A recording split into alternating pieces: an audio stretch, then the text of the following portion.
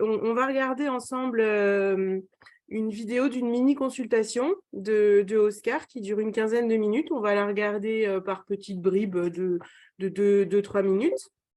Alors, ce que je vais faire, c'est que je vais partager mon écran, comme ça, on la regarde ensemble. Pendant le petit passage qu'on regarde, je vous propose chacun de faire des commentaires sur la technique, sur le type de question qui est posé, sur voilà, tout ce que vous remarquez du travail du philosophe. Et puis, vous pouvez aussi commenter éventuellement les attitudes ou les réponses de la personne. Mais là, ce qui va nous intéresser, nous, c'est plutôt la posture du philosophe. Donc, dans le document, dans le Google Doc, je vous laisse mettre vos prénoms, mettre vos petits commentaires. Puis, on va regarder environ 2 minutes, on s'arrête et puis on commente ensemble. OK ?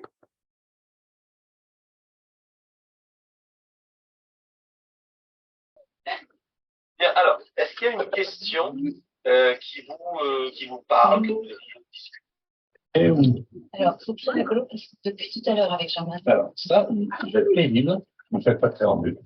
D'accord. Vous allez directement à la question qui vous intéresserait, s'il y a.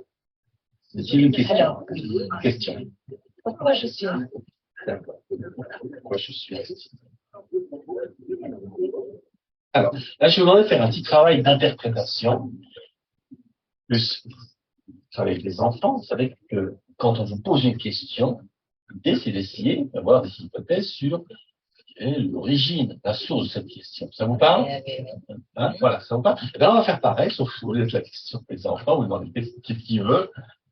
Pourquoi quelqu'un, pas nécessairement vous, pourquoi quelqu'un, en tout cas qui est instit, pourquoi je suis instit, pourquoi quelqu'un poserait cette question? Hypothèse, tout ça c'est des hypothèses, on n'en parle pas de certitude. Alors, en fait, moi, du coup, j'ai envie de répondre pour moi. Alors, non, regardez. Et là, moi, je vous invite à voir du pays, ouais, à universaliser, à penser grand, et vous voulez revenir à vous-même. Vous voyez? Ça vous surprend que vous fassiez ça ou non? C'est l'habitude que vous avez de ramener les choses à vous-même. Oui. Vous avez déjà remarqué ça? Oui. Ça vous plaît ou non? Non. Alors, ben voilà. Pourquoi, au lieu de voir du pays, vous voyez, au lieu d'universaliser, pourquoi vous voulez ramener les choses à vous-même? Et là, c'est pour me connaître moi, en fait. Oui. Dites-moi, est-il possible que pour mieux se connaître soi, il faut comprendre déjà l'être humain? Voilà, on va déjà s'arrêter là.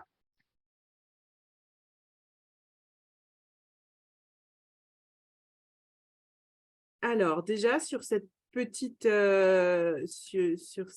bribe, qu'est-ce que vous avez remarqué?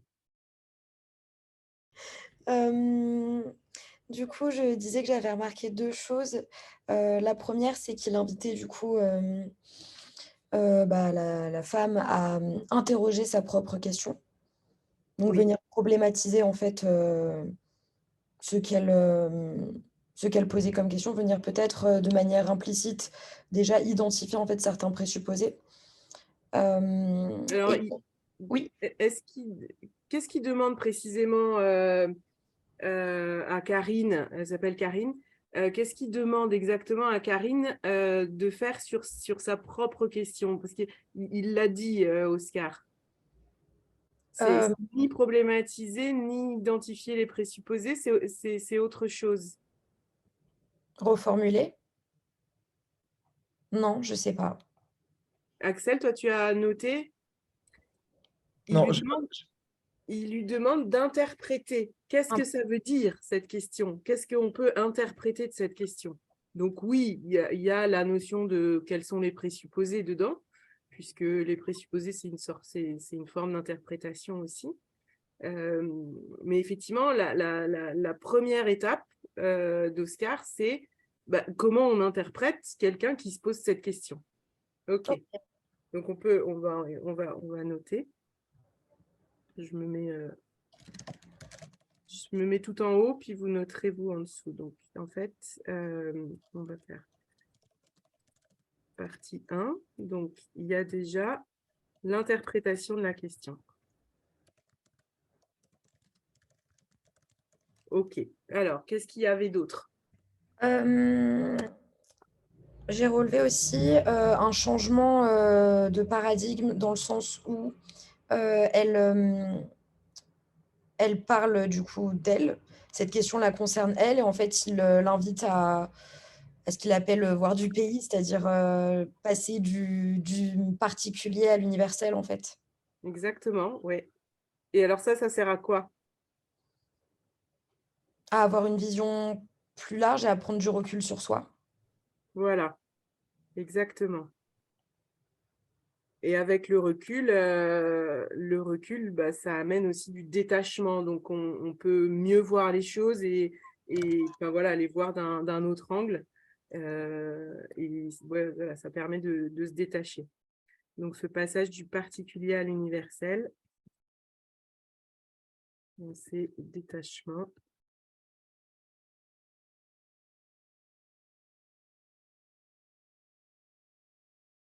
OK. Qu'est-ce qu'il y avait d'autre de notable? À un moment donné, je sais plus exactement ce que Karine, c'est ça? Oui, A dit, Karine. mais il lui a dit, est-ce que, je sais plus ce qu'elle a dit, hein, mais il lui a dit, est-ce que ça, c'est pas une manière de, est-ce que vous n'êtes pas une personne qui recentrez les choses sur vous-même? Il a fait une analyse un peu psychologique, mais j'ai pas très bien compris à propos de quoi, mais il a fait une analyse plutôt là, en l'occurrence, centrée sur elle-même, à savoir peut-être le fait de toujours ramener les choses à soi. Oui, il lui demande si elle a l'habitude. Est-ce que c'est fréquent qu'elle fasse ça, de ramener les choses à elle? Ou sous-entendu, est-ce que là, c'est parce qu'elle est un peu stressée par la consultation, ce qui peut arriver aussi. Donc, effectivement, il essaye de... C'est ce qu'on va appeler peut-être une question de confirmation. Il va essayer bah, sa question demande est-ce que c'est une habitude ou est-ce que c'est ponctuel? Donc, il cherche à avoir à vérifier son hypothèse que c'est plutôt un phénomène habituel et qui reflète l'être de Karine. Donc, Ok, du coup, non, c'est un peu, là, enfin, c'est intéressant parce il passe de la technique classique, là, enfin, de la technique qui fait, enfin, à savoir penser quelque chose de, enfin, là, on parle du fond, pas de la forme, et d'un coup, il fait une sorte de méta-discussion où là, il prend en compte la forme et il fait des retours comme ça, fond-forme. Oui, alors ça, on va le voir pendant quasiment toute la consultation parce qu'effectivement, pardon, c'est très pratiqué. C'est cet aller-retour perpétuel entre la forme, donc les mots qu'utilise la personne, et le fond de ce que ça peut vouloir dire. Effectivement, donc on va noter ça, aller-retour entre la forme et le fond. Donc, la forme, c'est beaucoup le travail sur les attitudes ou les mots, les détails de certains mots ça peut être le mot ou ça peut être la façon de répondre. On verra d'autres exemples.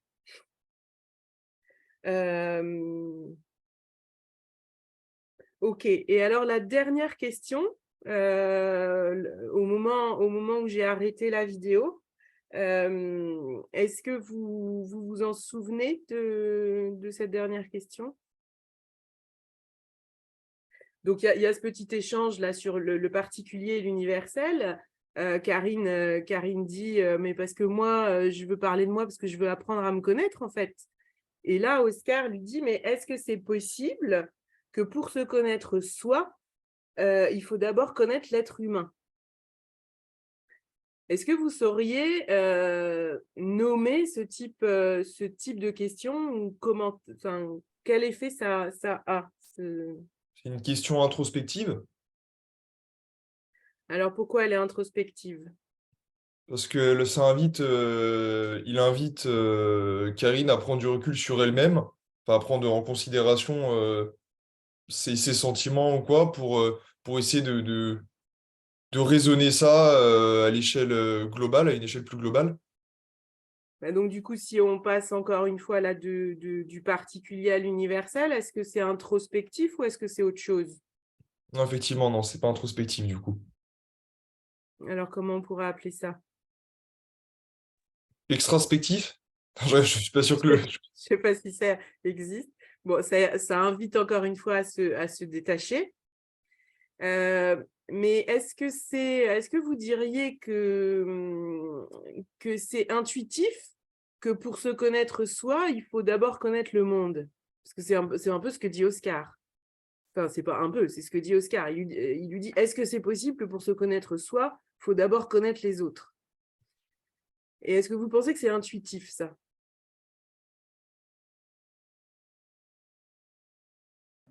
Ou c'est Bah, contre-intuitif? pour moi, c'est intuitif. Ouais, pour moi, c'est l'est aussi.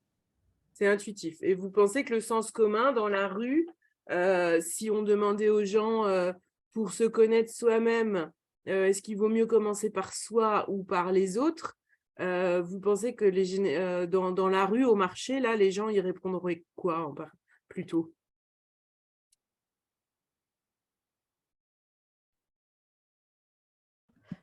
Bah, du coup, la question est tournée pour répondre que non, il répondrait qu'on commence par soi.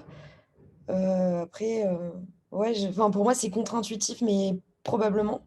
Tourner comme ça, probablement. Je sais pas. Moi non plus. Bon, en tout cas, cette question, elle amène à réfléchir. Et parce que finalement, en tout cas, ce qu'on peut dire, c'est que pour Karine, elle dit, mais moi, je veux parler de moi pour apprendre à me connaître moi. Donc, pour Karine, ça semble contre-intuitif, par contre. Ça, on peut le dire. Le sens commun, on ne saurait pas trop. Mais pour Karine, il semblerait qu'elle, elle a envie de commencer par elle-même direct, quoi. Et que connaître les autres, ce n'est pas son problème pour le moment. Non, mais pardon, du coup, j'avais pas compris parce que pour moi, c'est ça qui me semble intuitif. C'est le fait de se connaître soi-même pour connaître les autres. C'est ça qui me semble plus intuitif. Oui, ah, ok. Et alors que là, Oscar demande, est-ce que c'est possible que pour se connaître soi-même, il faut d'abord connaître les autres, connaître l'être humain? Ah, ça c'est contre-intuitif, ça, ouais. Ok. Donc, c'est contre-intuitif. Et Valentine, toi, pour toi, c'est toujours intuitif. Ou tu Ah oui, avais... je me Ouais. sens toute seule, mais Ok. oui. Bon, alors, donc on est là-dessus. Bon, on va dire que le sens commun de notre groupe, il est partagé. Mais voilà, donc pour Axel et Karine, ça semble un peu contre-intuitif. Et alors, quand on pose une question comme ça, qui va un peu à l'encontre de ce que la personne semble penser, qu'est-ce qu'on veut faire?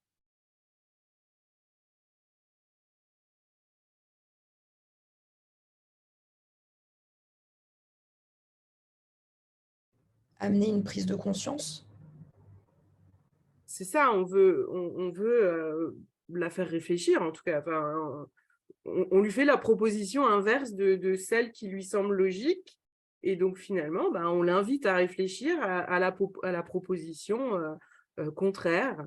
Et donc, on appelle ça une question de problématisation. En fait, on prend le contre-pied. Alors, problématisation, ce n'est pas nécessairement le contre-pied au sens je dis le contraire, mais c'est j'envisage la chose sous un autre angle. Et donc, on va forcer la personne à sortir de son paradigme, de sa vision, et lui dire, bah oui, mais si on pense autrement, est-ce que ça marche aussi? Et donc là, on invite la personne à sortir d'elle et à penser autre chose. Donc ça, c'est typiquement une question de problématisation.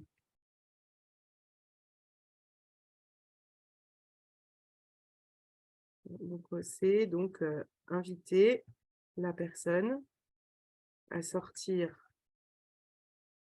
d'elle-même et penser autrement que, on va dire, dans son schéma standard, quoi.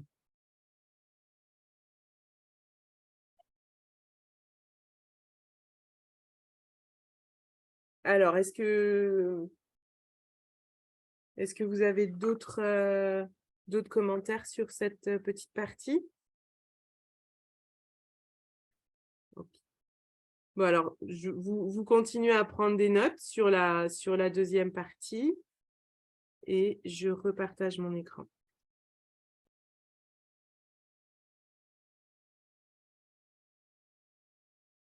Alors, on va remettre un tout petit peu en arrière. Possible universaliser, pourquoi on pourrait ramener les choses à soi-même? Là, c'est pour mieux connaître soi. Oui. Bon, est-il possible que pour mieux se connaître soi, pour comprendre déjà l'être humain? C'est possible. Oui, et non, oui. Donc, chier, hein, tiens, quand vous, avec les enfants, parce que parfois, pour qu'un enfant comprenne ce qu'on fait, il comprenne les camarades. Ça lui ouvre un peu l'espace pour mieux se comprendre lui-même. Ça vous va?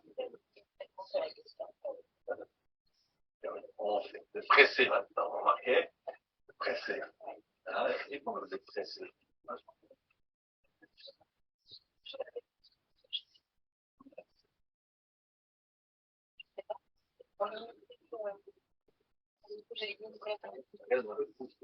Vous ne chutez pas, puis après vous répondez. Vous voyez ça? Les enfants, ils vous savent, mais combien font 2 plus 2? Chutez pas, madame, et puis ils vous répondent après. Vous remarquez? Mais non? Hein? Ça. J'ai demandé. Voilà. Donc, ça pourrait être de la sécurité.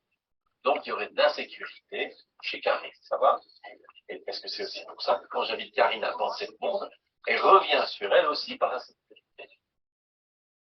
Oui, le monde sera un peu effrayant.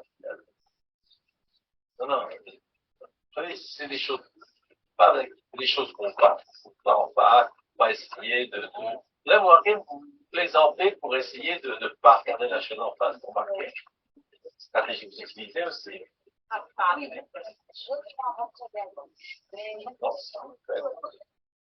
Déjà vu faire ça, faire des entrées comme ça pour gommer la réalité brutale des choses, ça va? Alors, vous avez une remarque intéressante. Bien souvent, ce qu'on remarque chez autrui, quelque chose qui nous affecte aussi.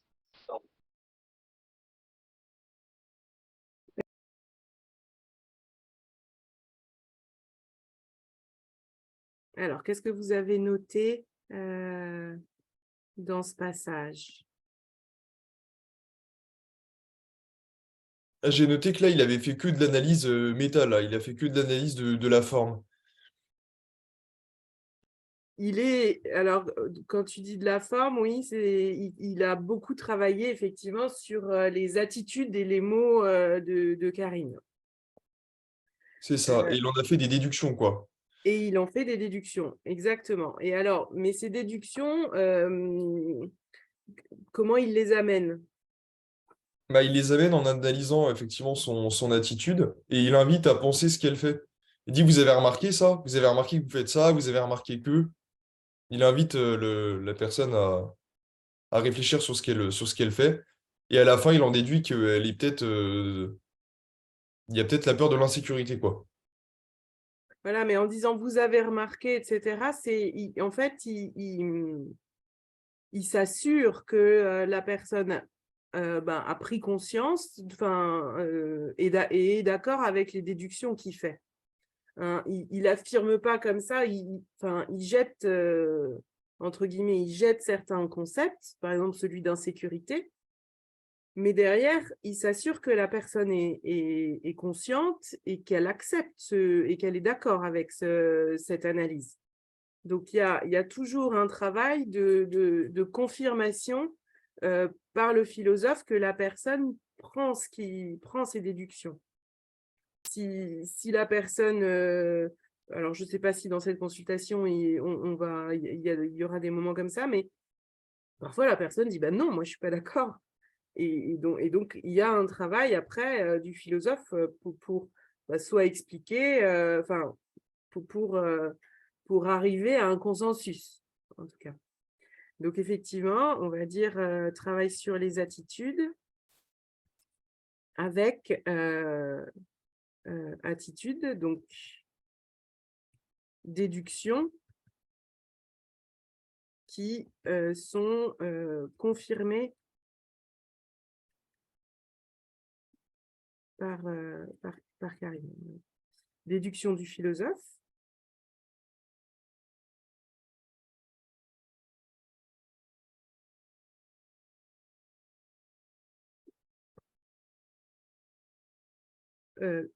Qu'il fait confirmer, qu'il fait.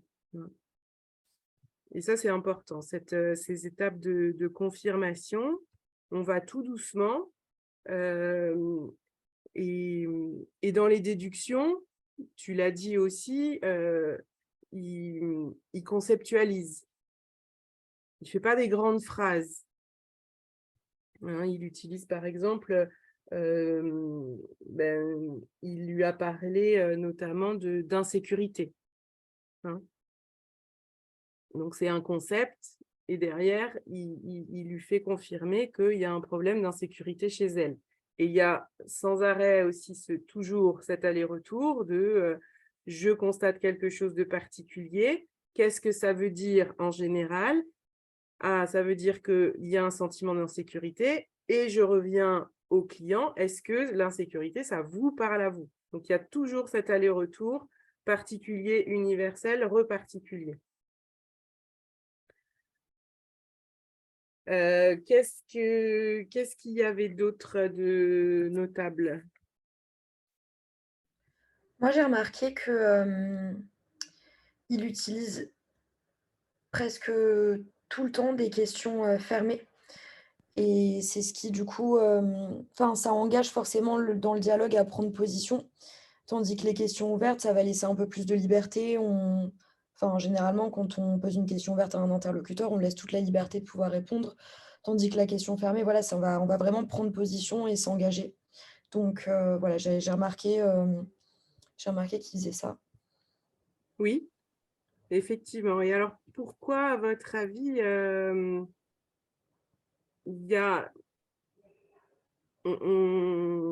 pourquoi le philosophe cherche à ce que la personne prenne position? Pour pouvoir conceptualiser.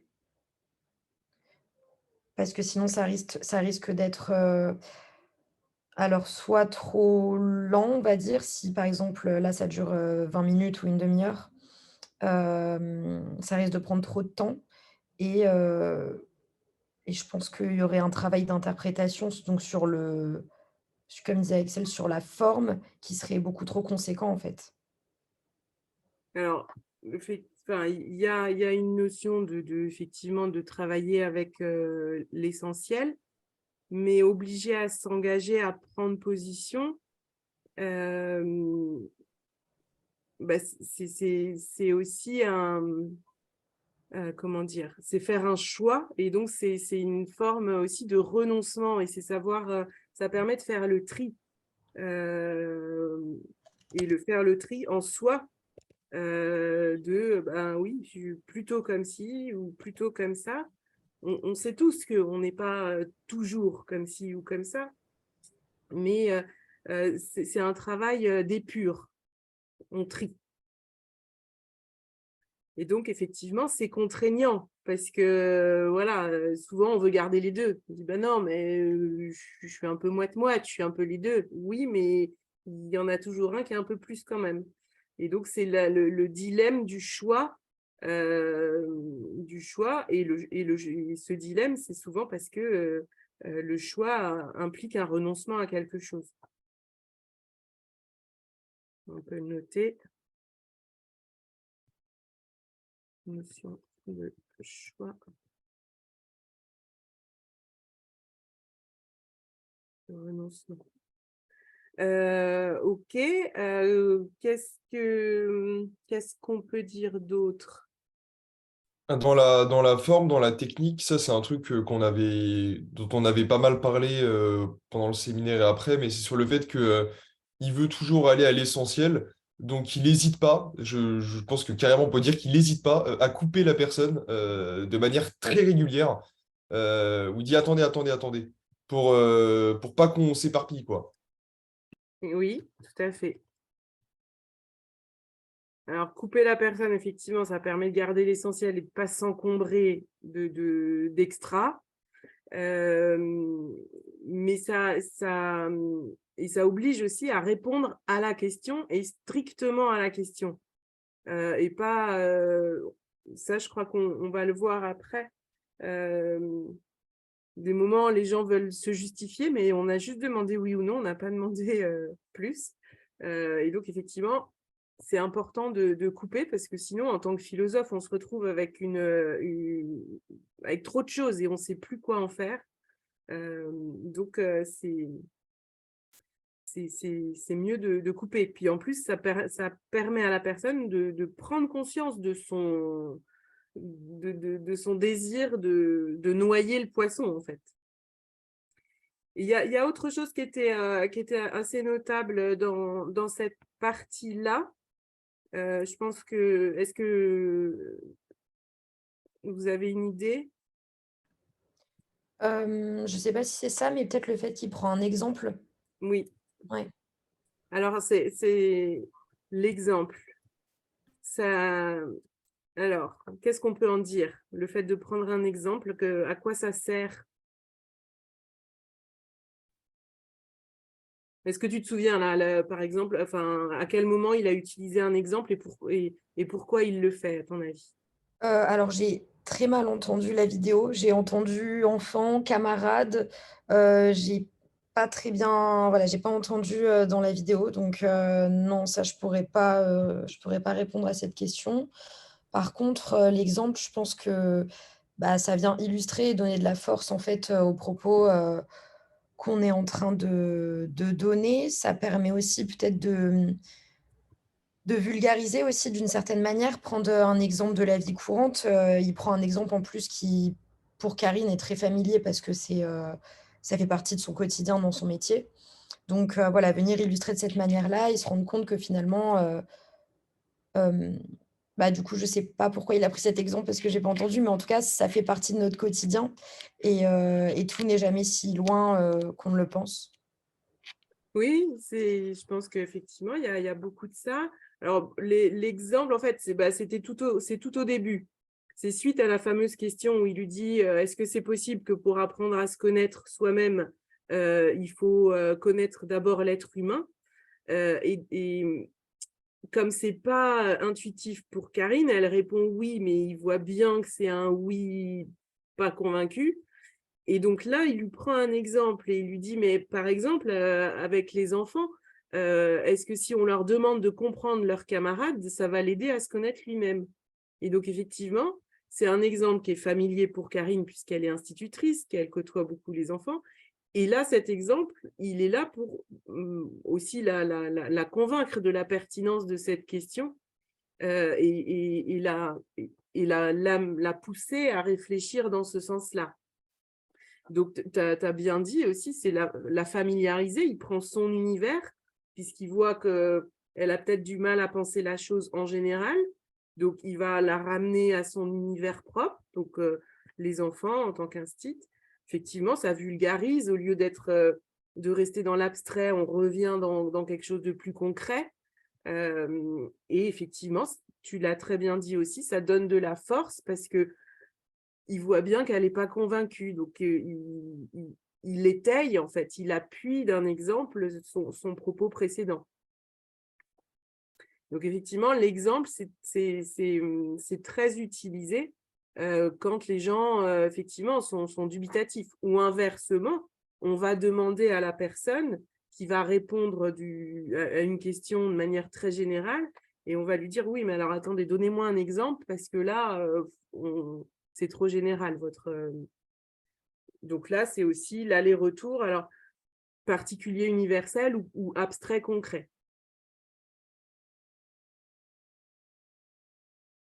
Est-ce que vous avez d'autres choses que vous avez notées? Bon, alors on poursuit.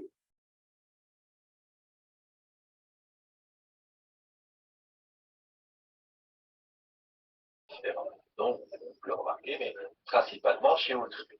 On a déjà vu faire ça, faire des plaisanteries comme ça pour gommer la réalité brutale des choses. Ça va? Alors, c'est en effet une remarque intéressante. Bien souvent, ce qu'on remarque chez autrui est quelque chose qui nous affecte aussi. Donc, c'est différent. Donc, vous le remarquez, mais principalement chez autrui. Ça va? Et qu'est-ce que ça indique quand quelqu'un voit un problème chez autrui, mais qu'il ne le voit pas chez lui? Ça indique. Il n'accepte pas quoi? Avoir ce problème-là. Hein? Donc, regardez le paradoxe. À la fois, vous voulez ramener les choses à vous, et en même temps, vous n'acceptez pas de voir les choses qui vous concernent. C'est quelque peu contradictoire. Vous en êtes d'accord? Et ça vous surprend de voir que vous vous contredisiez vous-même? Non, c'est plutôt contradictoire. Ça va? Alors, revenons maintenant à la question initiale. Pourquoi quelqu'un qui est ainsi poserait la question, pourquoi je suis ainsi? Voilà, donc là, on revient à la question initiale.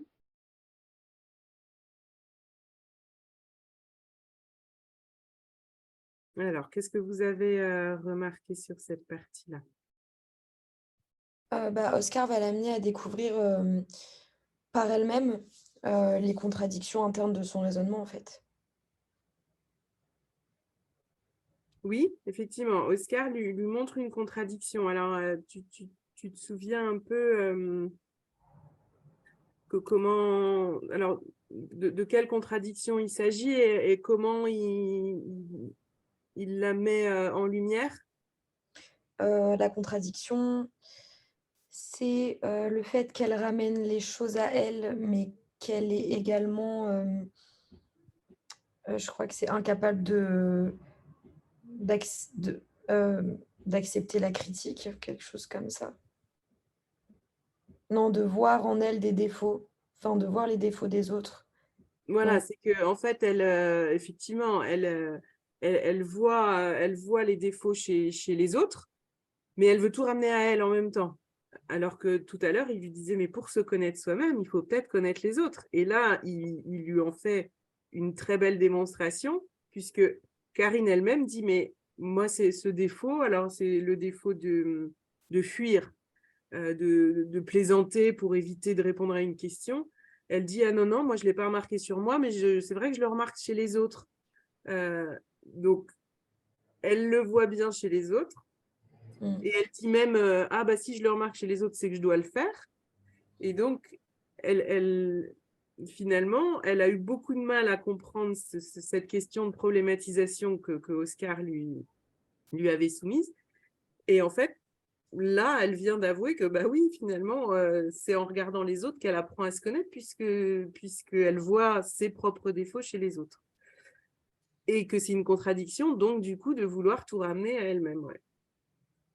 Donc c'est un.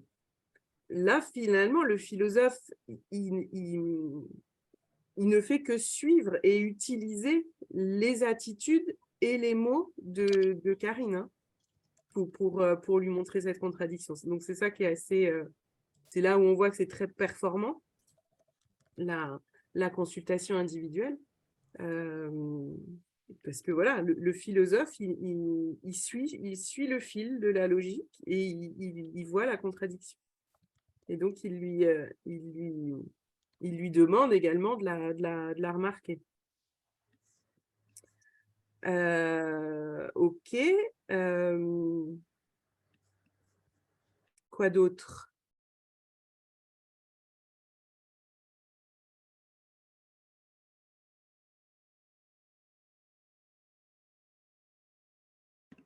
Le fait qu'il se positionne aussi j'ai envie de dire comme Socrate, en accoucheur des idées, dans le sens où il va l'interroger, enfin, lui connaît déjà les réponses. Elle donne des réponses qui semblent évidentes, mais il va quand même lui dire pourquoi.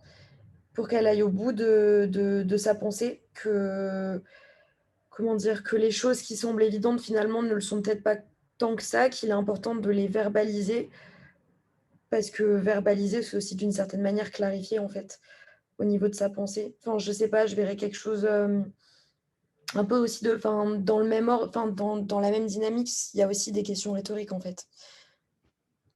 Alors, ben, là, tu vas me donner des exemples parce que déjà, bon, tu as dit, il y a plusieurs choses que tu as dites. Donc, il y a la notion de maïeutique Mm. et tu parles aussi de questions rhétoriques. Alors, par exemple, est-ce que pour la maïeutique, est-ce que tu as un souvenir d'une question qui fait accoucher Karine de quelque chose? La question exacte, je ne m'en souviens plus, mais en tout cas, il lui demande pourquoi. On sent que lui connaît la réponse. On sent qu'elle elle la connaît aussi, mais elle ne l'a pas encore verbalisée. Et il veut l'amener jusqu'à cette verbalisation. D'accord. Ok, donc on va dire c'est une évidence, mais qui veut lui faire verbaliser. Oui. D'accord. Et verbalisation.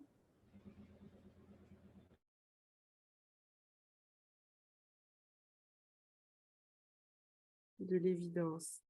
Ben, Oscar, souvent, il parle de l'illumination de l'évidence parce qu'effectivement, parfois, l'évidence est tellement évidente qu'on ne la voit pas. Et donc, effectivement, dans la consultation, on met en lumière certaines évidences. Et effectivement, le fait de verbaliser, ça permet de prendre conscience et de se l'approprier, enfin de reconnaître qu'on en est le propriétaire.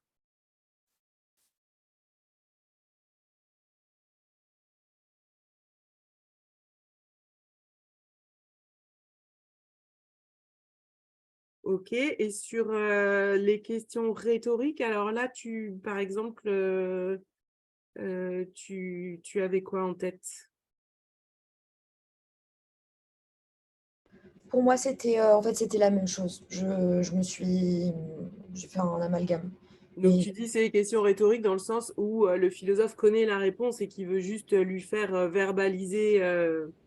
oui, Effectivement, c'est là, en fait, dans ce passage, plusieurs fois, je crois qu'il lui demande, mais est-ce que ça vous surprend? Parce qu'en fait, il lui a fait verbaliser quelque chose et il voit que c'est toujours pas, enfin, que la personne, ok, elle comprend, mais c'est encore distant par rapport à elle. Et donc, il dit, mais est-ce que ça vous surprend, ça? Donc, il veut vraiment le, voilà, que la personne soit se détache complètement de l'idée et objecte, soit dise, ben, non, non, finalement, ça ne me surprend pas tant que ça. Et du coup, là, c'est là où la personne va accepter. Donc, il y a les questions, et je crois que ça revient assez souvent, les questions est-ce que ça vous surprend?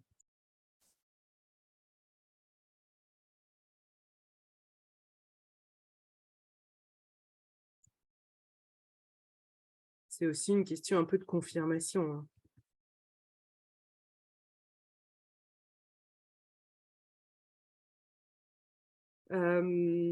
Ok, Axel, toi, tu as noté d'autres Non, j'ai pas noté autre chose.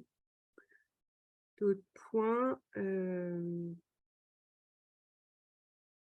Ok. Alors, donc du coup, là, vous voyez, on a regardé à peu près, je pense, 5 minutes de la consultation qui doit en faire 15. Et on n'a toujours pas, en fait, elle est venue avec sa question « Pourquoi je suis un stit ?»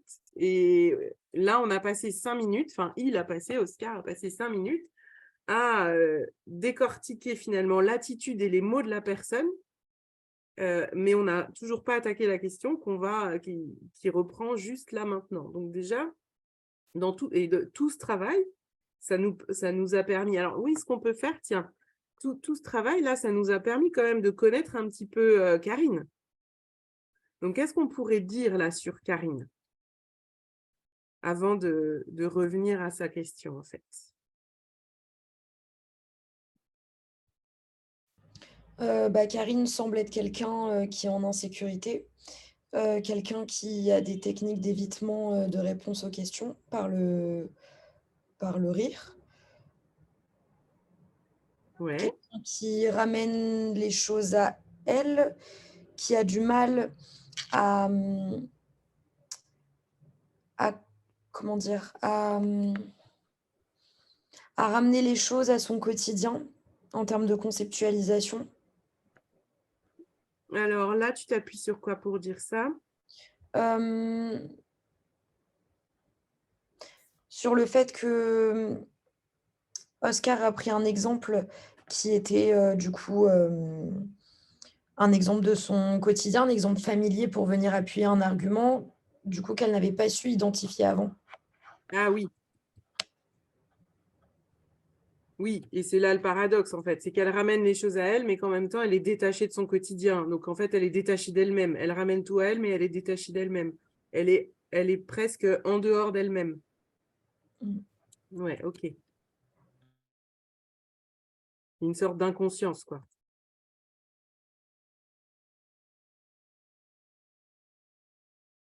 Et toi, Axel, Rien de plus, peut-être qu'elle est timide, mais c'est peut-être de l'extrapolation, mais elle a l'air un peu timide.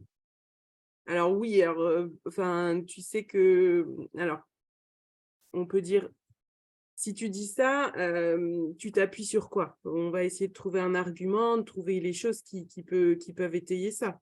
Parce Ah, que ça se voit qu'elle est un petit peu stressée de la situation, quoi. d'accord, mais est-ce que tu penses que ça, être en consultation avec un philosophe qui, au bout de 3 questions, te met déjà mal à l'aise parce que les questions sont très, vont droit au but, est-ce que ça mettra mal à l'aise un peu tout le monde ou juste les personnes timides? Non, tout le monde. Ok, donc est-ce que c'est un argument pour timide? Non, du coup, non. Ok. Est-ce que tu maintiens qu'elle est timide avec un autre argument? Non. Et toi, Valentine, qu'est-ce que tu en penses sur la timidité? Est-ce que ça paraît pertinent ou est-ce qu'on n'a pas assez d'éléments? On n'a pas encore assez d'éléments. Peut-être qu'au fur et à mesure de la consultation, on Oui, aura oui, des tout à fait. éléments. Pour l'instant, non, pas. Là, pour le moment, ok. Euh, d'accord. Eh ben, on va poursuivre avec la suite.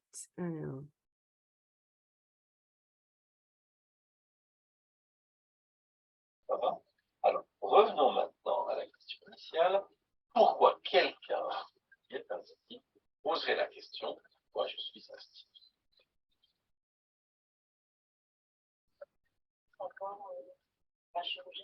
Ça, ça ne peut pas changer. Et si quelqu'un se demande s'il devrait changer, qu'est-ce que nous indique sur ce qui se passe à ce moment-là? Pas bien. Se pourrait-il que dans votre métier d'instinct, vous soyez pas exactement heureux aussi.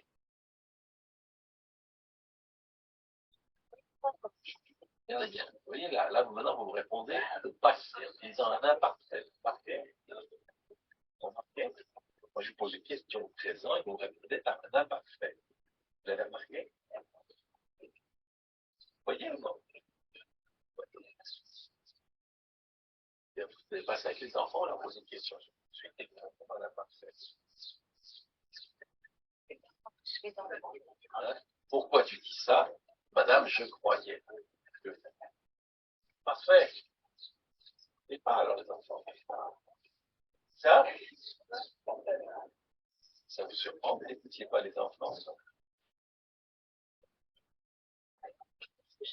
Ne vous dites pas pourquoi, vous ne dites pas pourquoi. Puis ça vous surprend. Non.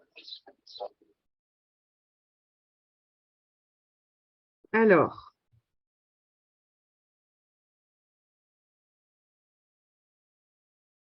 je suis désolée, le son n'est pas terrible, hein, mais je ne peux pas faire mieux.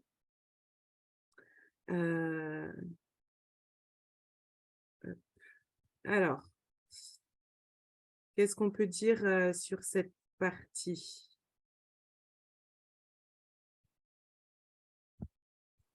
Bah, c'est que là, pour la première fois, ça la surprend vraiment. Oui. Alors, qu'est-ce qui la surprend? Et justement, j'ai pas très bien entendu. J'ai cru entendre, mais ça m'étonnerait que ça soit ça, qu'elle aime pas les enfants, mais j'ai peut-être mal compris. Non, il lui parle d'écouter les enfants. Ah, écouter les enfants. Du coup, Mm. elle n'écoute pas les enfants, c'est ça? Ben, c'est ça, parce qu'en fait, il lui... Comment dire? Alors, avant ça, il lui fait remarquer qu'il lui a posé une question au présent et qu'elle répond à l'imparfait. Et il lui demande mais pourquoi vous faites ça? Vous avez déjà entendu les enfants dire ah, mais je croyais que, quand on pose une question au présent. Et là, elle dit ah oui, c'est vrai. Et du coup, il dit bah donc vous écoutez pas les enfants, puisque c'est hyper fréquent que l'enfant, on dit mais pourquoi tu as fait ça? Ah, mais je croyais que. Ben oui, mais ça répond pas à la question, puis c'est au passé. Donc, encore une fois, là, on voit qu'elle est détachée de son quotidien parce qu'il lui ramène un exemple qu'elle devrait connaître par cœur et, et elle est surprise. Elle est très surprise.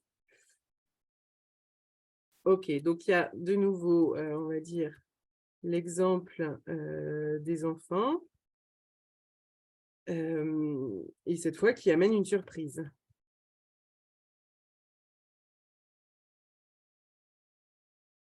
Donc, elle est détachée des enfants.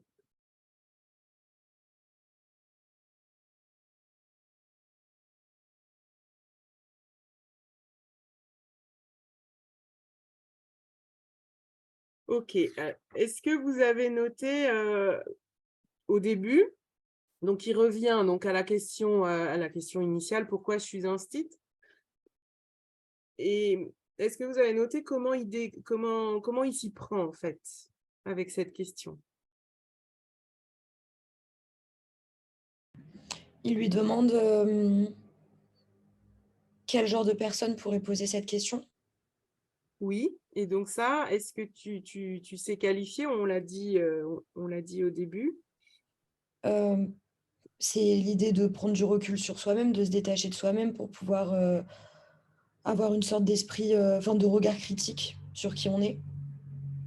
Ouais, voilà, il y a du détachement et donc et, hum, et c'est une question, on a dit, d'interprétation, parce qu'on lui demande, quand on dit pourquoi quelqu'un se poserait une question, on invite là, contrairement aux questions fermées où c'est les réponses oui/non, là c'est une question ouverte où on invite la personne à faire des hypothèses. Et on verra en consultation que les personnes vont être très frustrées des questions fermées où il faut répondre oui/non. Et quand on leur donne l'occasion d'une question ouverte où ils doivent formuler une hypothèse, bah, généralement, enfin, ou très fréquemment, ils vont dire bah, je ne sais pas. Et c'est assez paradoxal parce que là, enfin, ils sont frustrés quand on les contraint et quand on leur laisse la liberté, bah, ils sont perdus. Et donc, l'interprétation, oui, ça amène à se détacher et à prendre de la distance et voilà, à formuler des hypothèses.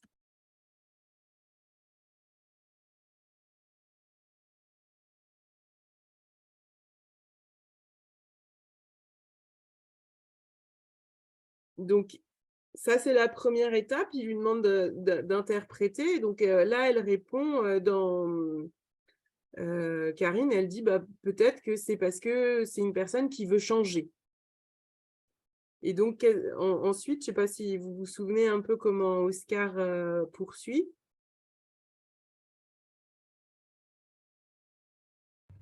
Oui, il lui demande pourquoi quelqu'un voudrait changer, en fait, tout simplement. Voilà, donc il continue à creuser. Donc, OK, quelqu'un qui se demande pourquoi il fait ce métier, c'est quelqu'un qui veut changer. OK, quelqu'un qui veut changer, qu'est-ce qui lui arrive? Donc là, il approfondit, en fait, il creuse. Il creuse parce qu'il veut aller à la racine du problème. Donc ça, c'est les questions d'approfondissement, petit pas par petit pas. On passe d'un concept à l'autre. pour essayer d'aller au cœur du problème. Ok, donc là, approfondissement, c'est notamment, on va dire, on est passé de instit à changement.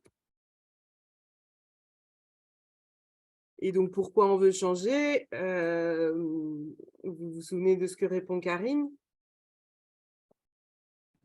Parce qu'on va pas bien. Parce qu'on n'est pas bien, voilà. On veut un changement parce qu'on n'est pas bien.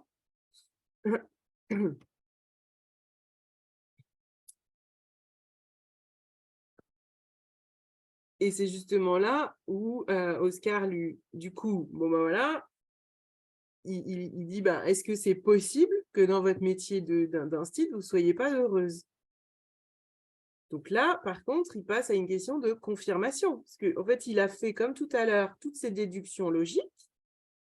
Et donc là, il fait une question ensuite de confirmation. Est-ce que c'est possible que vous, dans votre métier, vous ne soyez pas heureuse? Et c'est là où elle répond, bah, je ne voyais pas ça comme ça. Et où là, par contre, il passe sur l'imparfait, etc. Mais pourquoi, à votre avis, elle répond à l'imparfait?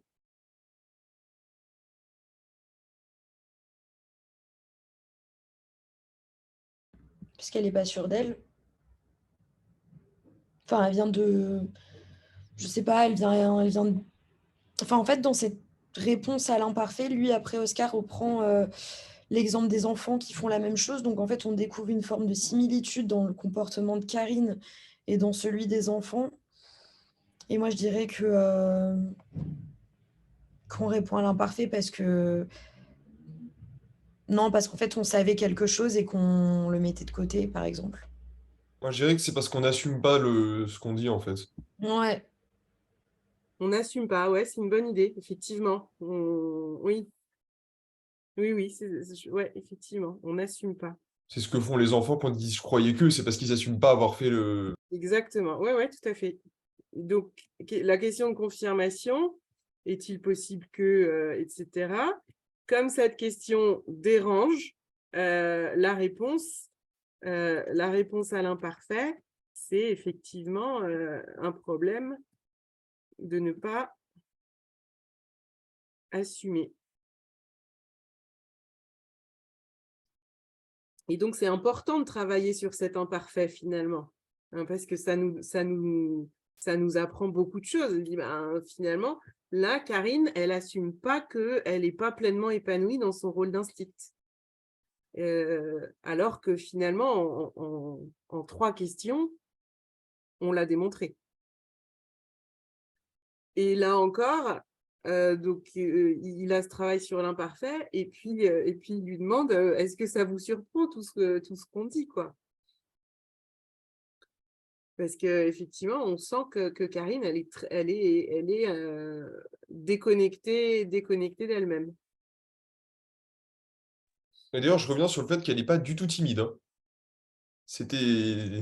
Effectivement, on verra aussi à la fin de la consultation, mais c'est pas dit. Je pense qu'elle est un peu gênée là.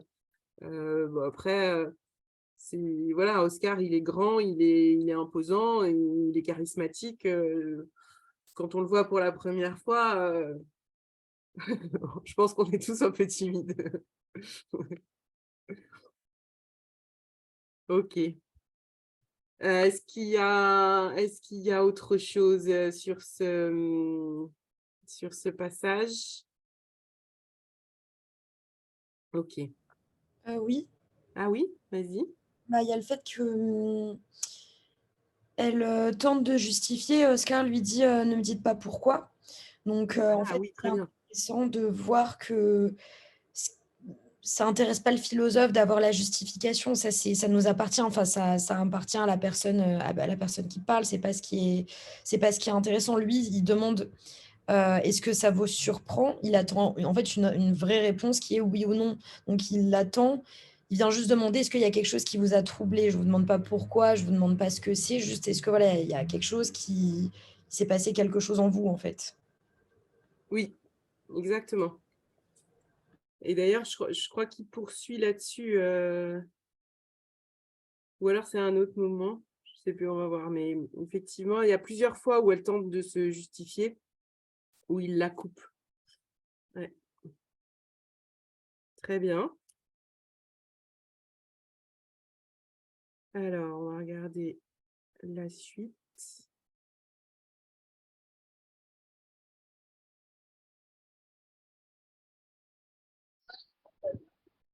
Ça me surprend, mais c'est pas les enfants.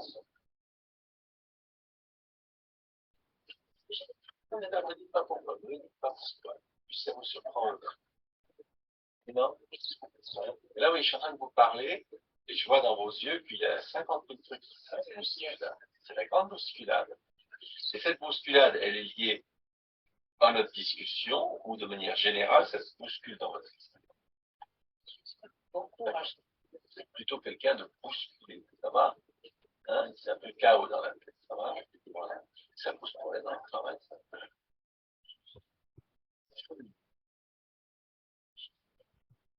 D'accord. Attendez, je vais aller voir les gens dans la tête. Je vais faire un sondage. Tu sais, je connais une astique. Elle a le chaos dans la tête. À votre avis, plutôt ça pose problème ou ça pose aucun problème? Ce qu'ils vont dire à votre avis. Hein?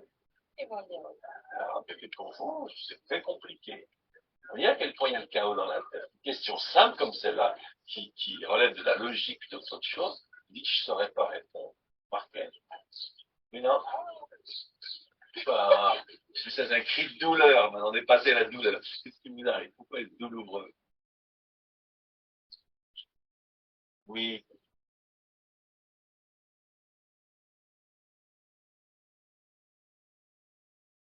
Qu'est-ce que vous avez à noter là sur ce passage? C'est qu'il a fait encore une fois l'aller-retour particulier général pour parler du problème qu'elle a, que tout se bouscule dans sa tête. Et il a utilisé mais ce que vous avez fait aussi tout à l'heure, la confirmation, ça a été d'invoquer le sens commun, de dire si je demande à une personne dans la rue, qu'est-ce qu'elle va me répondre, quoi, pour confirmer. Et alors, pourquoi t'as entendu pourquoi il utilise là le sens commun? Parce que ça lui semblait pas logique. Et du coup, comme ça lui semblait pas logique, bah, il a dû invoquer le sens commun pour dire, mais si, en fait, ça l'est. Mais C'est ça, c'est que il lui pose une question, elle ne sait pas répondre. Alors que c'est une question hyper simple. Et donc, effectivement, elle lui dit, non, mais attendez, si moi je vais au marché et que je demande aux gens, qu'est-ce qu'ils vont me répondre? Et là, elle sait répondre bizarrement. Donc, effectivement, appel au sens commun, ouais, ça c'est très pertinent et ça permet encore une fois à la personne de se détacher d'elle-même. Et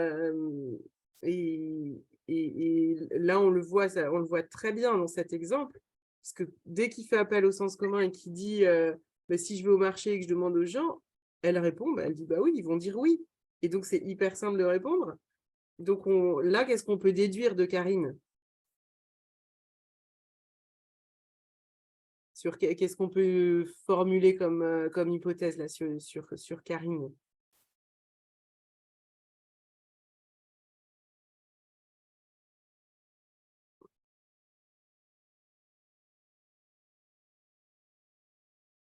Pas d'idée?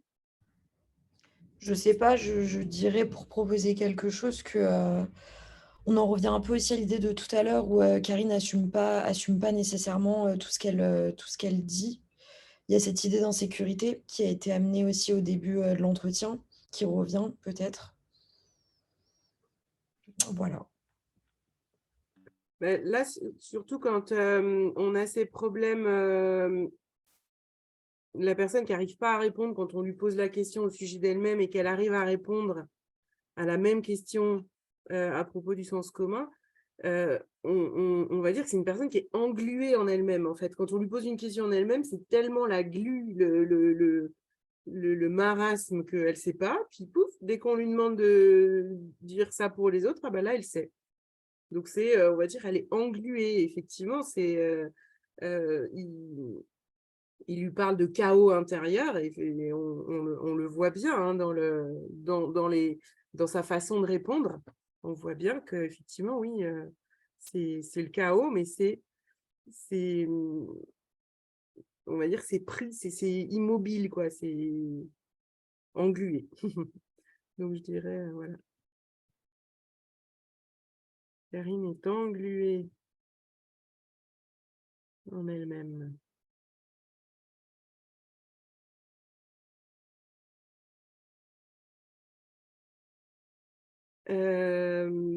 Qu'est-ce qu'il y avait d'autre?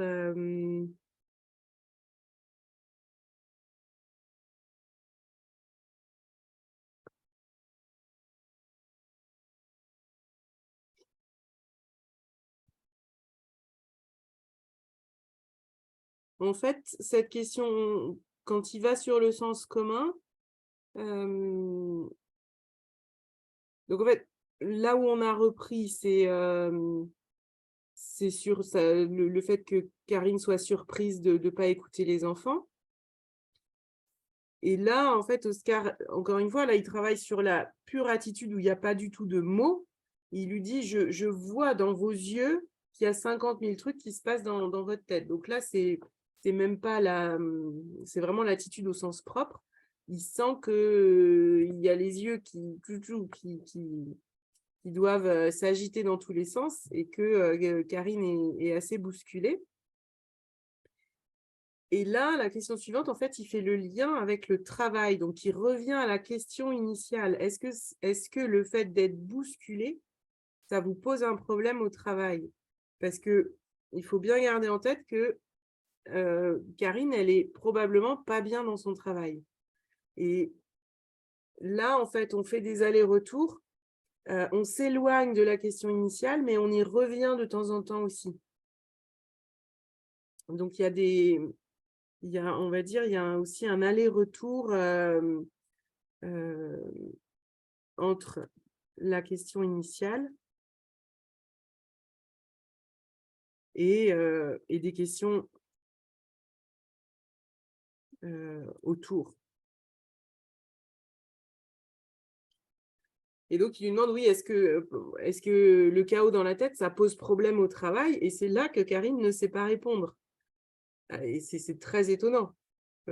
Quelqu'un qui a un chaos dans la tête et qui travaille avec des enfants, qui est institutrice, ça paraît assez évident que ça doit poser problème.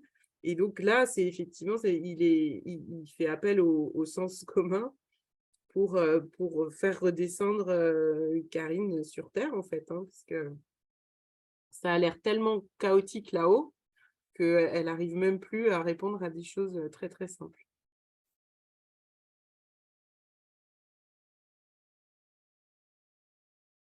C'est pas comme ça que vous vivez, ou c'est pas comme ça que vous. On est passé. Non. C'est un cri de douleur, mais on est passé à la douleur. Qu'est-ce qui vous arrive? Pourquoi être douloureux? Oui, c'est pas comme ça que vous vivez, c'est pas comme ça que vous percevez. Voilà. Lâchez le morceau. Vous n'êtes pas ce qui. Ça, c'est du bon pour le travail, on peut dire plus général. Voilà. Ben là, je vous pose une question. Et je suis avec l'histoire d'Aladin, un génie qui sort de la bouteille. Voilà. Moi, je suis un génie qui sort de la bouteille.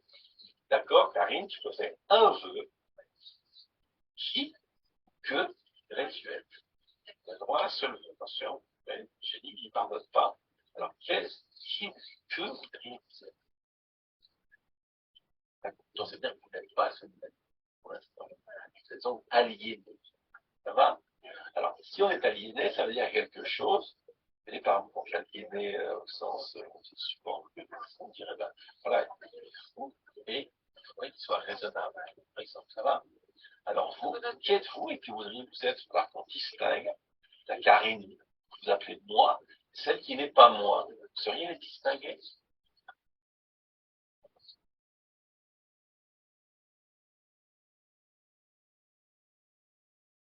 Alors, qu'est-ce que vous avez noté là?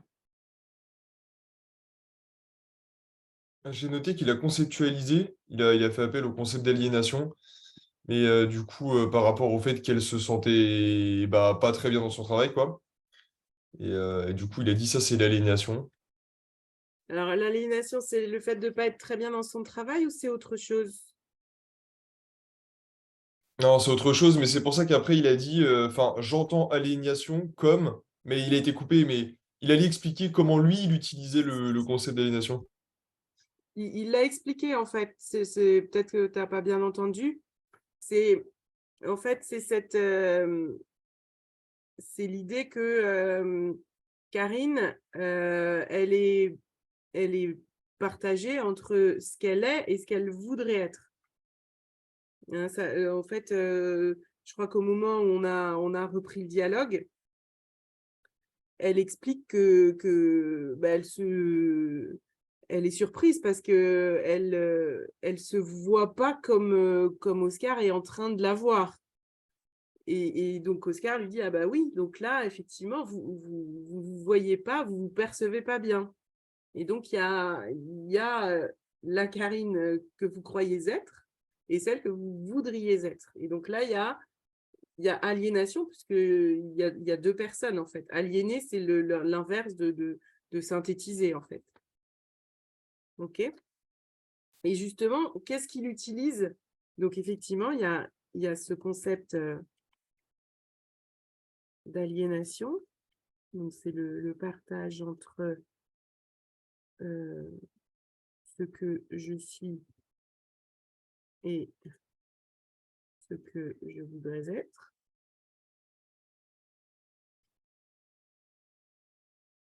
Et qu'est-ce qu'il utilise là comme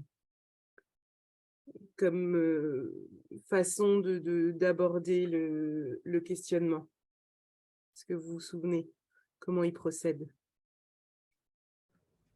Je n'ai pas tout bien entendu, mais j'ai cru entendre qu'il lui demandait si elle pouvait faire un vœu, lequel ce serait. Donc il lui propose une expérience de pensée fictive qui lui permet toujours en fait de prendre ce recul C'est sur ça, la réalité. expérience de pensée.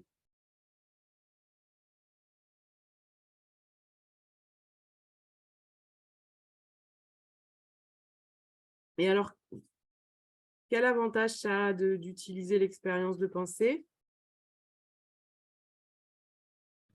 Ça lui permet de se détacher d'elle-même et de son quotidien par rapport à tout ce qui a été dit avant. Enfin, comme il a bien, oui. Et notamment, en fait, de quoi en particulier ça va nous aider à nous détacher?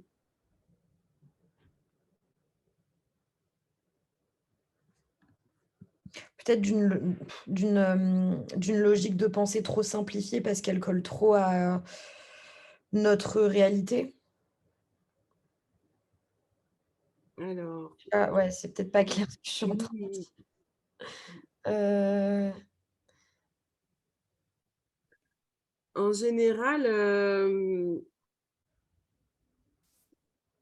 alors attends, quand on se détache des choses,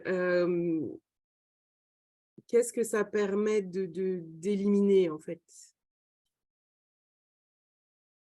une partie affective et émotionnelle. Ouais, voilà. Donc se détacher, ça peut être les émotions, la partie affective, effectivement. Quoi d'autre?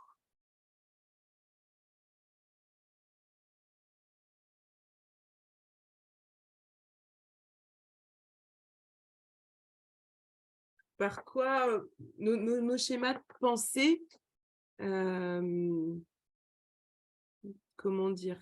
Qu'est-ce qui les forge? Qu'est-ce qui les...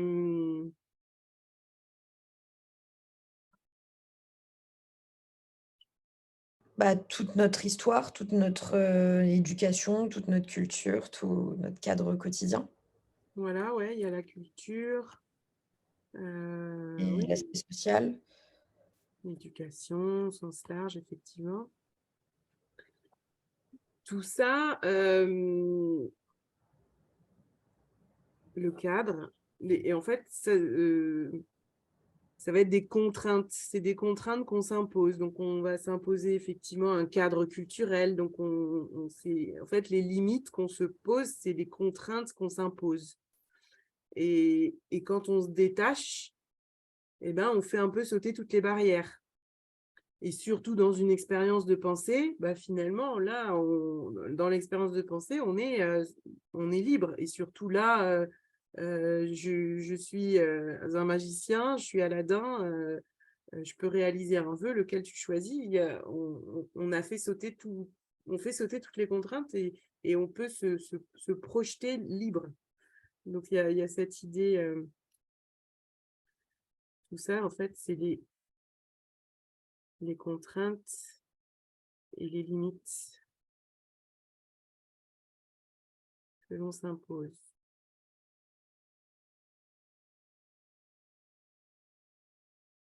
Donc, l'expérience de pensée, il y a une sorte de liberté.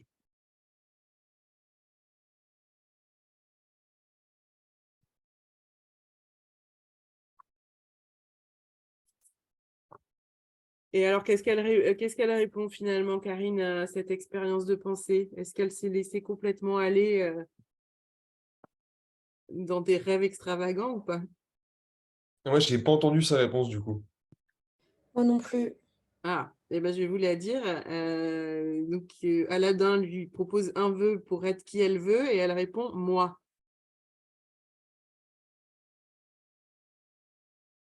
Et donc, c'est là, en fait, où Oscar lui dit, bah, il y a un problème. Parce que si vous voulez être vous-même, c'est qu'aujourd'hui, du coup, vous n'êtes pas vous-même. Et donc, c'est là où il lui dit, vous êtes aliéné. Parce que si tu veux être toi, c'est qu'aujourd'hui, tu ne l'es pas. Parce que ce qu'on désire, c'est ce qu'on n'a pas. Et donc, c'est là où il lui parle du concept d'aliénation. Mais du coup, je vais mettre après.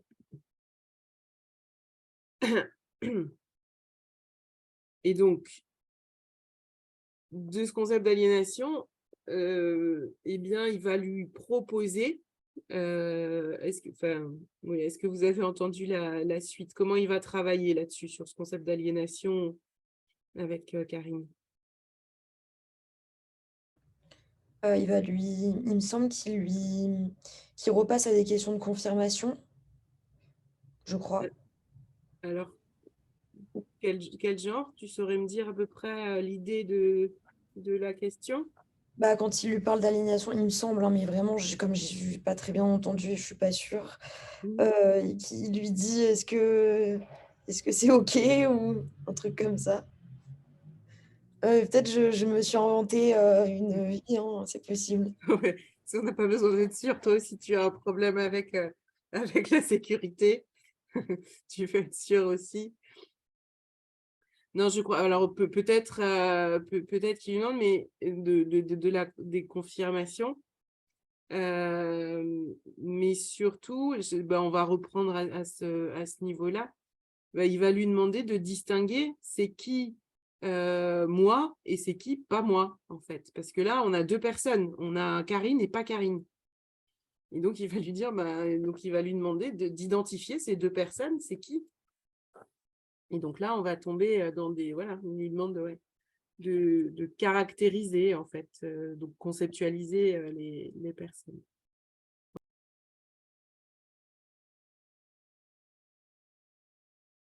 Ça vous surprend de voir que pas de l'âge d'or, voilà, hein, donc vous êtes de manière plus générale.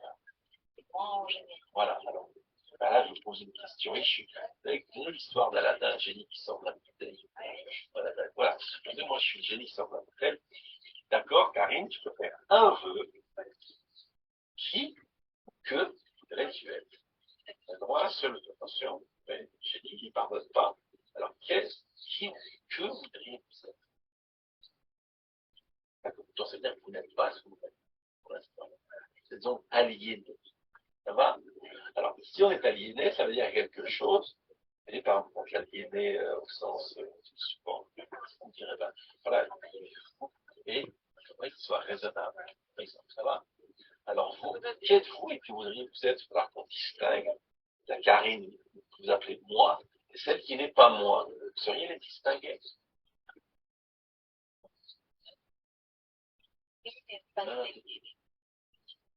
Et vous aimez le passé. Vous voyez? Vous êtes nostalgique par hasard. Je vous demande, vous me répondez au passé à nouveau, et vous êtes une forcenée du passé. Vous voyez? Mais qu'est-ce qui vous plaît tant que ça dans le passé? Une chose qui vous fascine tant du passé. Ah, la petite fille, Karine, hein, regrette, alors, un schéma, ça s'appelle le schéma de la petite fille, le schéma de l'âge d'or, voilà. Hein, donc vous êtes dans le regret d'avoir grandi.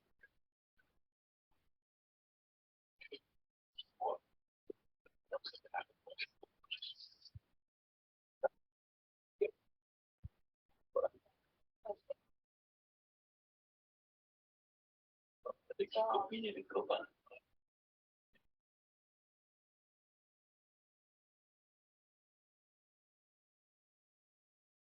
Sur cette nouvelle partie, qu'est-ce qui s'est passé?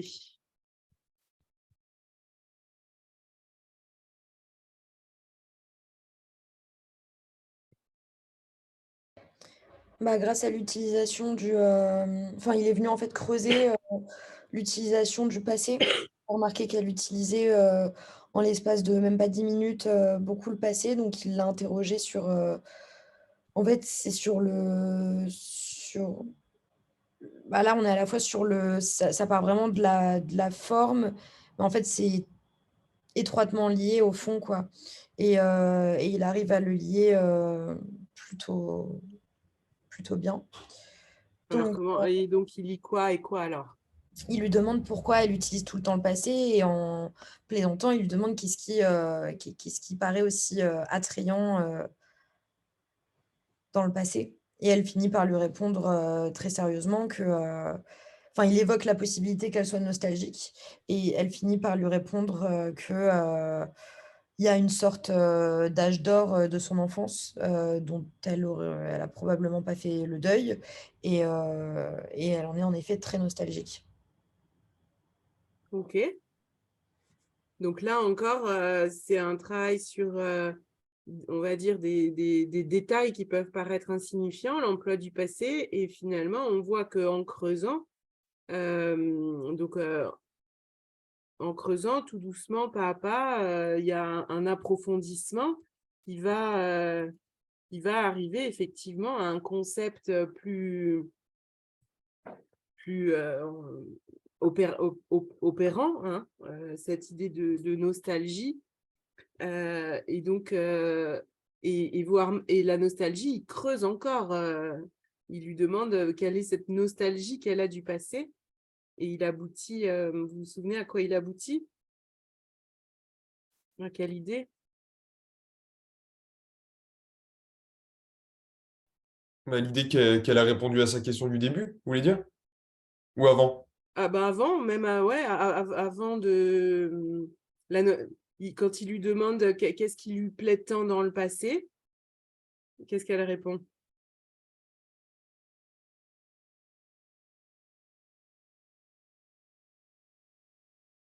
Elle répond ce qu'elle aimait, c'est quand elle était petite fille. Et là, effectivement, là, tu as raison, Axel. Il revient à la question initiale. Donc, on a de nouveau cet aller-retour entre la question initiale et du travail sur l'attitude et des concepts, on va dire, autour de la question initiale. Mais là, ah, vous avez cette nostalgie d'être petite fille. Est-ce que ce ne serait pas là une réponse à votre question « Pourquoi je suis instite ?» Donc là, hop, retour à la question initiale. Donc ça, c'est assez important dans une consultation en tant que philosophe, c'est de ne pas perdre de vue la question initiale. Il ne faut pas non plus que ce soit une obsession de vouloir travailler que la question initiale. Il faut savoir s'en éloigner pour aussi détendre la personne, mais d'étendre le dialogue et avoir un peu d'autres concepts. Donc, il y a cette idée permanente de élargir et ensuite on referme. On élargit et on referme. Donc, il y a sans arrêt, il y a des mouvements un peu dans tous les sens. De va-et-vient, mais les va-et-vient sont... ça peut être entre le particulier et le général, entre la question initiale et des élargissements, entre le fond et la forme. Et donc, en fait, c'est un travail pour le philosophe qui... Enfin, on a beaucoup de choses en tête également. Donc, mais en fait, c'est à la fois, on se laisse porter par le fil de la pensée, mais il ne faut pas oublier ce qui s'est dit. C'est ça, il faut avoir bien en mémoire les choses précédentes pour pouvoir les lier à ce qui se dit ensuite. OK. Qu'est-ce qu'on peut dire d'autre?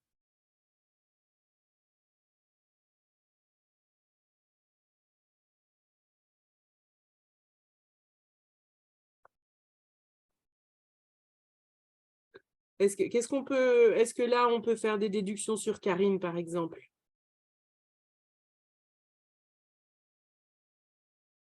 Bah, qu'elle a un mal-être.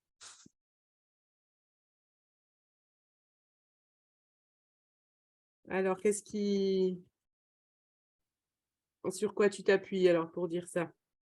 Bah, depuis le début, effectivement, elle a l'air de dire qu'elle n'est pas heureuse dans son travail et qu'elle aimerait être quelqu'un d'autre. Donc, a priori, elle est malheureuse, quoi. Elle est un peu, enfin, peut-être malheureuse, c'est peut-être un peu fort comme mot, mais on va dire que disons qu'elle n'est pas heureuse, quoi. Ouais, ok. Effectivement, quand on veut être quelqu'un d'autre, c'est qu'on n'est pas heureux d'être soi-même, effectivement. Alors, chez Karine, c'est un peu plus compliqué parce qu'elle a l'impression qu'elle n'est pas elle-même et qu'elle voudrait être elle-même. Mais bon, ça revient quand même à cette idée que, bon, elle n'est pas heureuse de ce qu'elle est pour le moment, en tout cas. Qu'est-ce qu'on peut dire? Est-ce qu'on peut formuler d'autres hypothèses? Dans les présupposés, souvent, qu'on formule sur une personne, on peut les formuler donc sur Karine est quelque chose. On peut aussi dire Karine pense ça. Ou Karine veut ça. Donc là, par exemple, toi, tu dis, elle a un mal-être, elle voudrait être quelqu'un d'autre. Donc là, on est dans le vouloir. Mais est-ce qu'on sait un petit peu ce que pense Karine, par exemple?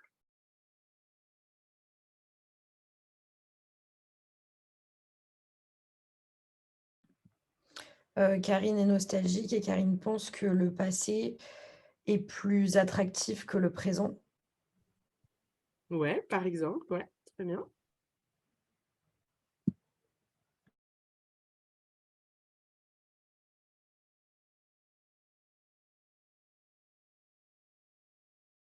Tu valides aussi, Axel, cette hypothèse?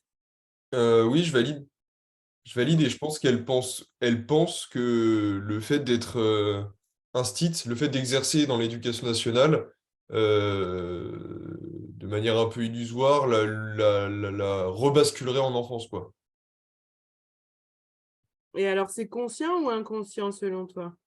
Bah, selon moi, c'est vrai que c'est quelque chose qu'on retrouve beaucoup chez les profs. Je pense que c'est moitié conscient, moitié inconscient. Je pense qu'elle en a un peu conscience, elle, en l'occurrence, quand même. Je ne sais pas si c'est parce qu'il lui demande à un moment si elle en a conscience, mais c'est peut-être juste après, justement. Je ne crois pas que ce soit dans ce passage-là. Parce qu'elle Euh, elle le formule vraiment très facilement, quoi. Elle le verbalise très facilement. C'est comme si elle avait déjà conçu ce problème-là, quoi. Elle-même. Elle l'avait peut-être déjà verbalisé, en fait, avant, en amont de la séance, quoi. oui, oui, oui, effectivement, puisque oui, oui, elle, elle répond assez facilement. Elle résiste pas beaucoup là, en fait, aux questions. Moi, je dirais, elle a un côté un peu ingénu, puisque en fait, à chaque fois qu'Oscar lui dit quelque chose, elle dit « Ah bah oui, c'est vrai ». Elle a l'air un peu de découvrir, mais de découvrir l'évidence, quoi. Et elle résiste pas du tout, effectivement. Je suis d'accord. On peut le noter. Comment tu l'avais formulé, toi, Axel? Que je reprenne. J'avais mis, ouais, elle ne résiste pas parce qu'elle verbalise très facilement son Voilà. problème, quoi.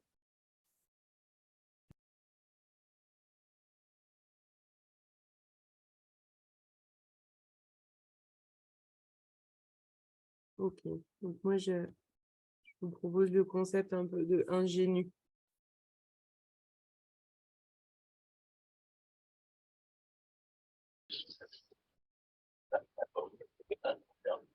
Avec une copine et des copains, voilà. Et ça a du sens pour vous, vous êtes la personne dont on espère enfant. Ça vous surprend, non? Pas réellement, je vois le concept. Mais ça a du sens. Hein? Non? Ouais, petite fille, vous connaissez. Voilà. Alors ça vous va. Et donc, quand vous voulez faire autre chose, vous n'êtes pas heureuse, est-ce que c'est parce que vous voudriez grandir? Votre raison. Pas moi-même. J'aimerais grandir. Je ne vais pas vous embêter, mais vous n'avez plus l'air d'une petite fille. Vous n'avez plus l'air dans l'air d'une petite fille, ça vous va? Hein? Donc, si vous êtes encore une petite fille à votre âge, là, il peut y avoir quelque chose qui gêne. Non? Alors, la vie, problème d'être petite fille. Non? Oui. Parce que vous avez dit oui, c'est un peu étrange. Pas vraiment là. Hein, donc, voilà, donc ce petit, en effet, ce que vous dire, c'est Karine, une grande fille. Oui. Et quelle serait la chose principale qui serait nécessaire que Karine devienne grande? Vous avez identifié, hein, vivre en couple, voilà. Parce que ça vous pose problème. Hein? Une petite fille ne peut pas vivre en couple. Il y a pourquoi? Elle peut jouer, voilà. Et vivre en couple, est-ce que ça s'appelle jouer ou ça s'appelle autre chose? Il y a un verbe qui s'oppose à jouer, qui correspond à vivre en couple. Il y a un verbe opposé, non? Qui s'opposerait à jouer et qui correspondrait à vivre en couple. Il faut un verbe opposé, non? Voilà, les choses opposées. Est-ce que vous connaissez?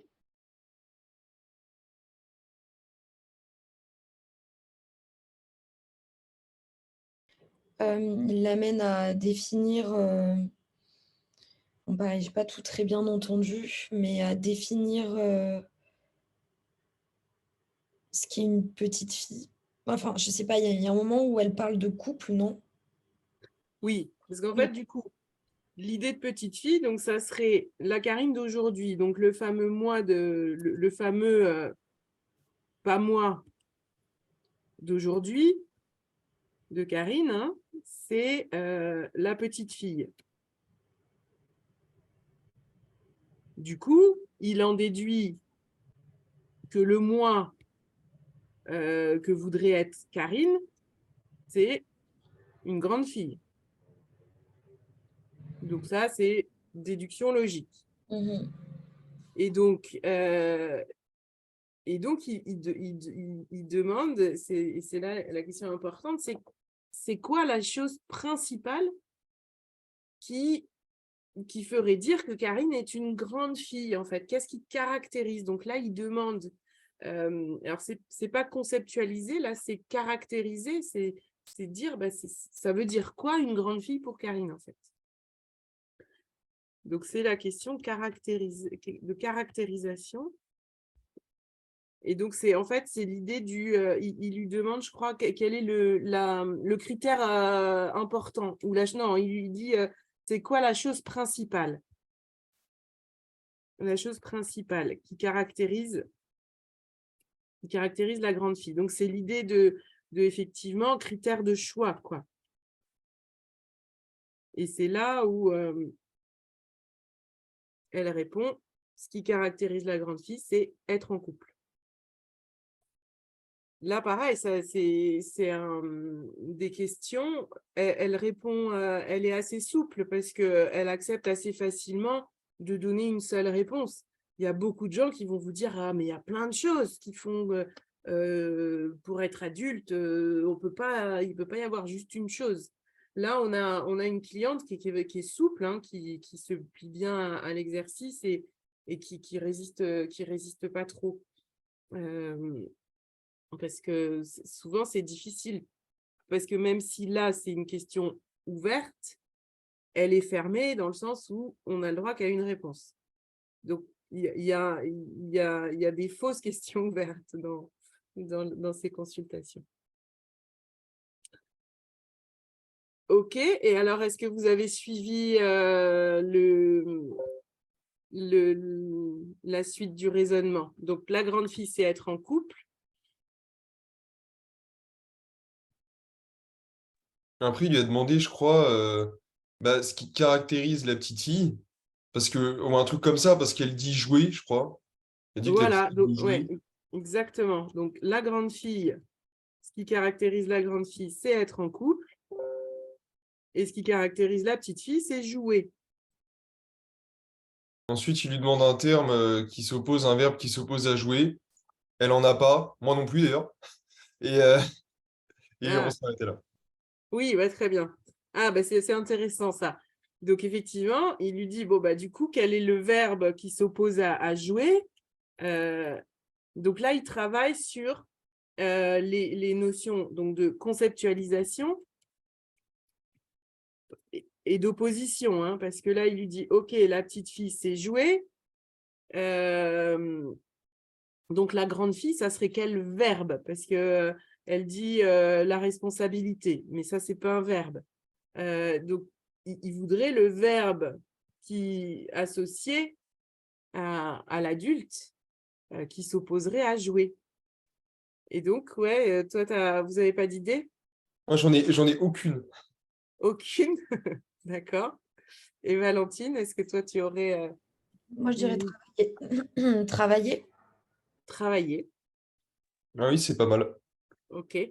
Bon, vous allez voir la suite. Le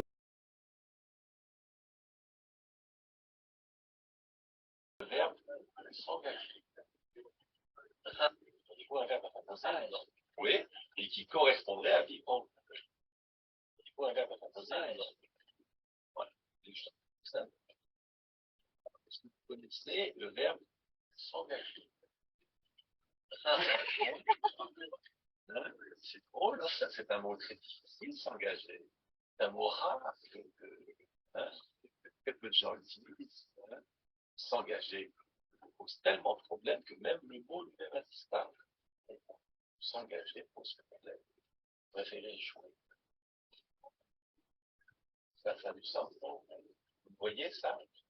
Et ça vous manquait ou ça vous attriste? Non, c'est pas ça triste, hein. C'est moi, ça vous attriste. Mais alors, pourquoi le fait?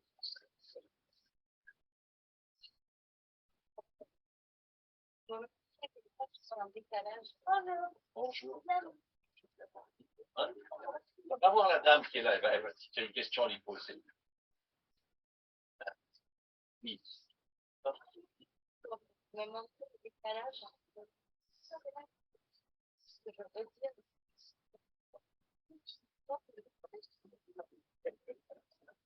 C'est d'écouter ce que vous dites, de vous le faire écouter, pas que moi je vous l'annonce, mais que vous entendiez vous-même, vous entendiez penser, vous entendiez parler.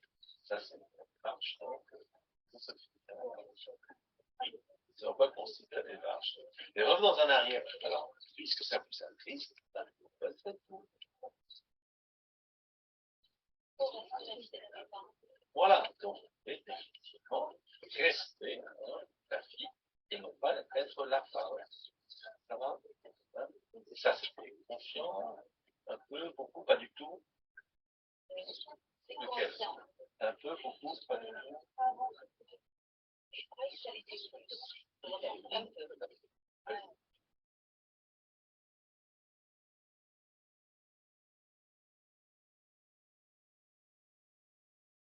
Alors, est-ce que ce fameux verbe, donc du coup, il manquait une partie de la question, c'est qu'il fallait que le verbe qui s'oppose à jouer ait aussi une signification de vivre en couple. Donc, travailler, ça ne marche pas. Et donc, est-ce que vous êtes surpris par la proposition d'Oscar? Non, du tout, ça fait sens.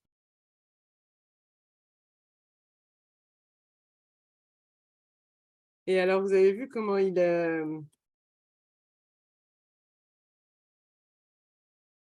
opère là sur le fait que elle est pas trouvée, cette opposition enfin ce verbe par elle-même. Comment il opère? Est-ce que vous sauriez qu'à nommer ça?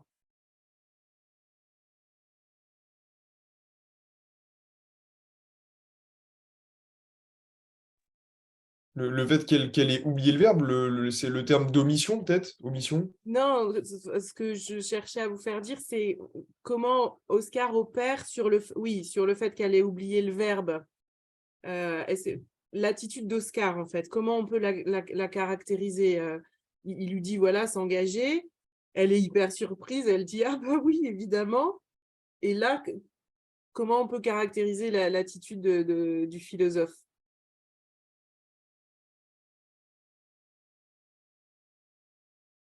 Il lui dit, ah bah oui, c'était un mot tellement simple qu'il est sorti de votre vocabulaire, en fait.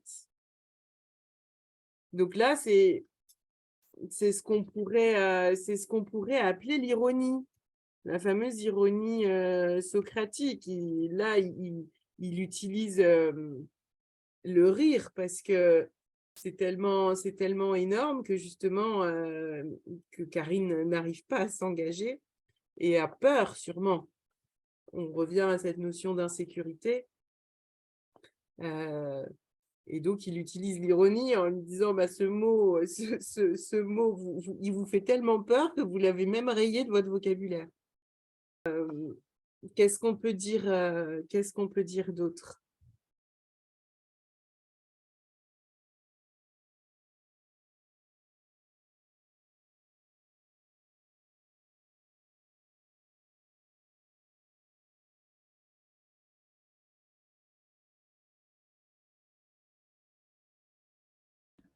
Bah, on peut faire des présupposés, de nouveaux présupposés sur Karine. Alors, vas-y. Ne veut pas s'engager ou a du mal à s'engager.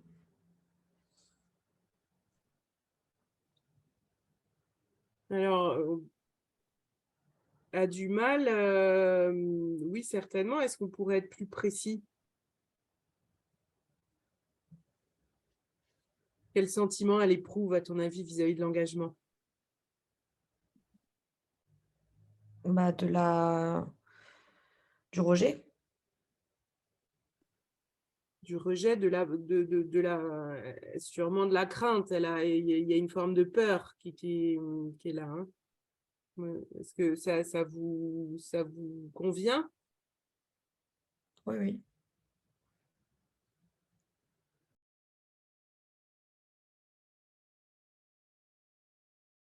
Donc, ce que je vous propose, c'est de re-regarder la vidéo enfin, tout seul et puis de continuer. Là, il reste 5 minutes et vous allez voir, il y a d'autres moments intéressants et on apprend encore des choses sur Karine. Là, je vous propose juste quelques minutes on va dire, de débriefing méta sur ce que vous avez pensé de cette session. Voilà,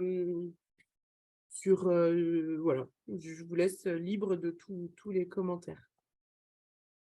Ah bah, d'un point de vue méta, moi j'ai trouvé cette séance très enrichissante parce que justement je parlais des tips au début de séance et là justement il y en a toute une pelée en fait, hein, puisque on analyse une consultation donc bah, du coup, il y a plein de choses à dire dessus. Et bah, du coup, c'est super intéressant, quoi.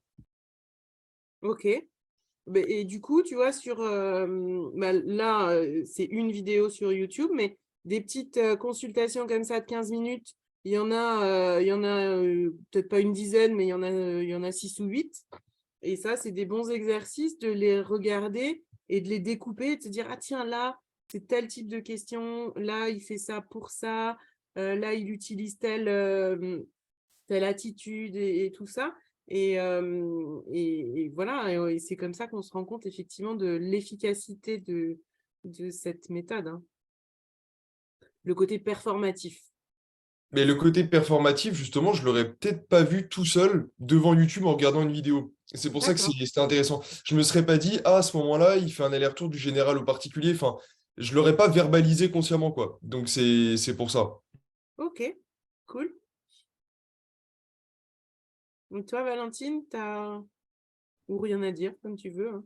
Non, non, non, bah moi j'ai trouvé ça, oui, bah pareil, très enrichissant, d'autant plus que c'est la deuxième fois du coup que j'écoute une consultation d'Oscar, donc voir un peu tous les mécanismes et tous les ressorts, bah, c'est vachement intéressant de voir ça et de s'arrêter aussi, enfin j'ai trouvé ça bien qu'on s'arrête. euh, Au début, je me suis dit, ah, 2 minutes, c'est vachement court, mais en fait, on se rend compte qu'en 2 minutes, il se passe énormément de choses. La discussion peut aller très, très vite. Et en fait, on peut avoir une dizaine de choses à dire en à peine 2 minutes sur comment l'entretien se déroule. Donc je trouve Oui, ça bien qu'on se soit arrêté euh, avec aussi peu de temps, parce que si on avait fait plus de temps, on aurait probablement loupé certains procédés ou on aurait banalisé certains procédés. Et c'est pas le but. Donc voilà, merci beaucoup. ok. Bon, bah, merci à vous. Et bonne continuation. Moi, je crois que je vous revois bientôt parce que je fais un atelier ce lundi ou le prochain, je sais plus. Voilà. Ok. Ok. Bonne fin de week-end. Merci, vous aussi. Au revoir.